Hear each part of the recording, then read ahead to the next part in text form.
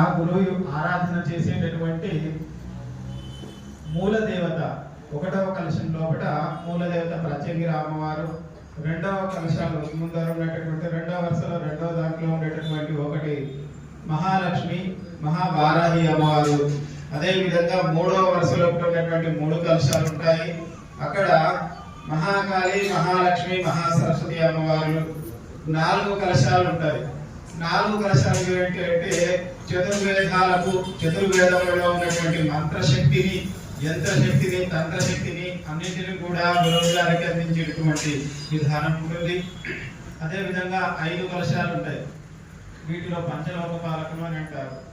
ఈ పంచలోక పాలకుల్లో ముఖ్యంగా గౌరీ, విఘ్నేశ్వరుడు, బ్రహ్మ, విష్ణు, మరి గౌరీ దేవత, ఈ రకంగా 5గురు ఉంటూ ఈ వారి లోకాన్ని ఎలా ఏలాలి అనేటటువంటి శక్తిని ఎలా ప్రస్ఫుటం చేయాలి అనేటటువంటి దాని విధంగా పంచలోక పాలకులు. మిగతా వచ్చేసి ఒక 6 కలశాలు ఉంటాయి. 6వ వరుసలో 6 కలశాలు. ఇవి 6 కూడా గురువు గారి యొక్క మూల నక్షత్రం, జన్మ నక్షత్రము, వారికి అనుకూలంగా ఉండేటటువంటి నక్షత్రాలు కొన్ని ఉంటాయి. అంటే ఇప్పుడు గురువు గారి దగ్గర అందరూ ఉండాలంటే చాలా మంది ప్రయత్నం చేసిండ్రు, మేముందామని. కొంతమంది ఉండలేకపోయిండ్రు. అది ఎందుకు అనేటటువంటి దాన్ని,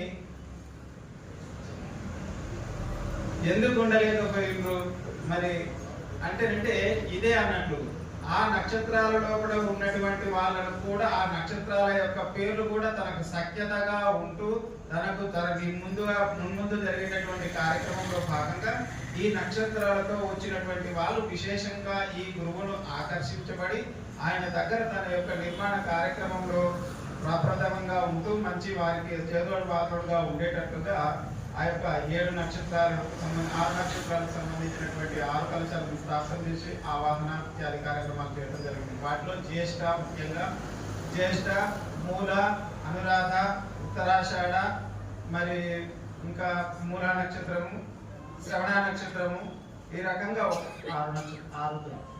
ఆరుద్ర నక్షత్రం. ఈ 6 నక్షత్రాలకు సంబంధించినటువంటి నక్షత్ర ఏష్టి నక్షత్ర ఆరాధన చేయడం జరిగింది. 7 గురువు అంటే ఏంటి? సప్త ఋషులు అని అంటారు. ఏడవ ఆవరణంలో సప్త ఋషులను ఆవాహన చేసి ఆ సప్త ఋషి తత్వాన్ని గురువుకు ఆపాదింపజేసి తద్వారా గురువుకు దివ్యమైనటువంటి జ్ఞానం వచ్చి తన యొక్క శిష్యులకు వారి యొక్క జ్ఞానంలో ఉన్నటువంటి జ్ఞానాన్ని తన దగ్గర ఏ గురువు దగ్గరికి పోతున్నట్టు మనం జ్ఞానము పొంది ఇదైతం అనేటటువంటి విధానంలో కూడా ఈ యొక్క 7 కలశాలను స్థాపన చేసి సప్త ఋషి తత్వాన్ని, సప్త మాతృకలను అక్కడ ఆవాహన చేసి మనం షోడశోపచార కార్యక్రమం చేయడం జరిగింది.